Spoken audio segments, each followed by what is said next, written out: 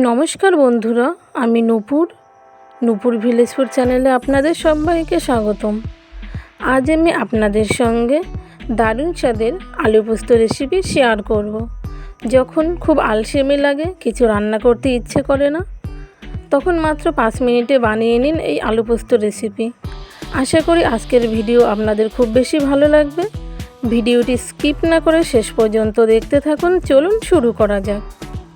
এখানে আমি 3টে বড় আলু আর একটি ছোট আলু নিয়েছি। খুব ভালো করে আলুটার খোসা ছাড়িয়ে নেব।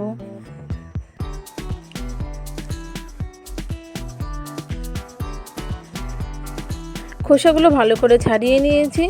এবার আমি আলুটাকে 4 কোনা করে কেটে নেব।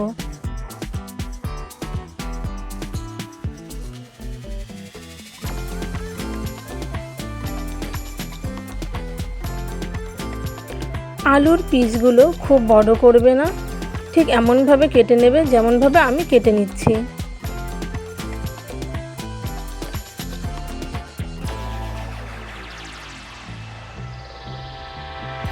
খুব সুন্দর করে এইভাবে সব আলুগুলো আমি কেটে নেব। এবার আমি কড়াইতে দিয়ে দিলাম পরিমাণ মতো সরষের তেল।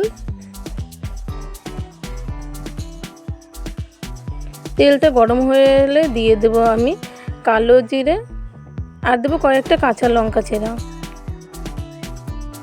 কালো জিরে ও কাঁচা লঙ্কা চেরাটা বেশ ভালো করে ভেজে নিতে হবে। তারপর দিয়ে দেবো আমি আগে থেকে কেটে রাখা আলুগুলো। আলুর উপরে দিয়ে দিলাম 2 চামচ লবণ, যাতে আলুটা তাড়াতাড়ি সেদ্ধ হয়ে যায়।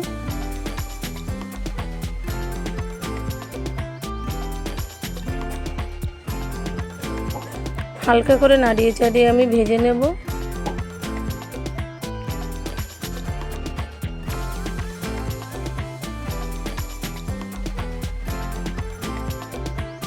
এখানে আমি কালারের জন্য অ্যাড করব সামান্য পরিমাণ হলুদ আর সামান্য পরিমাণ শুকনো লঙ্কা গুঁড়ো। আপনারা না চাইলে নাও দিতে পারেন।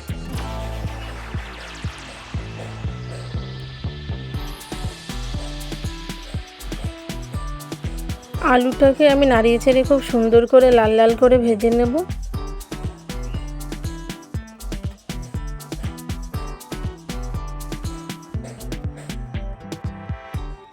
আলুটা যখন খুব সুন্দর লাল লাল করে ভেজে তেলটা ছেড়ে ছেড়ে দেবে, তখন দিয়ে দিতে হবে পেঁয়াজ কুচি।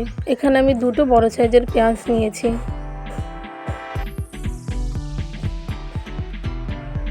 পেঁয়াজের সঙ্গে আলুটা একটু হালকা নাড়িয়ে চাড়িয়ে ভেজে নেব।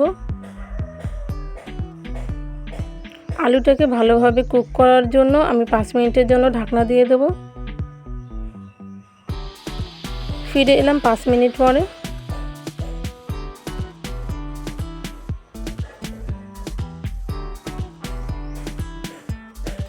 কালো জিরে আর পেঁয়াজের ঘ্রাণটা ভীষণ সুন্দর বেরিয়েছে। আলুটা আমি একটু দেখে নেব। খুব সুন্দর আলুটাও সেদ্ধ হয়ে এসছে। এখন আমি এর মধ্যে অ্যাড করব একটা টমেটো কুচি। টমেটোটা আমি আগে দিইনি, কারণ আগে দিলে টমেটোটা খুব বেশি গলে যেত আর টক টক লাগতো খেতে, তাই আমি টমেটোটা এখন দিলাম। আপনারাও ঠিক এই সময়ই টমেটোটা দেবেন।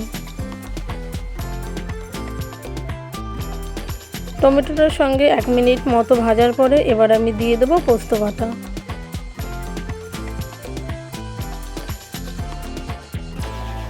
পোস্ত বাটার সঙ্গে আলুটাকে খুব সুন্দর করে মিশিয়ে নিতে হবে।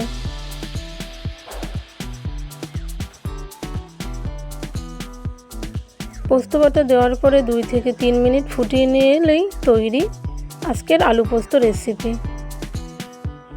ভিডিওটা আপনাদের কেমন লাগলো অবশ্যই আমাকে জানাবেন।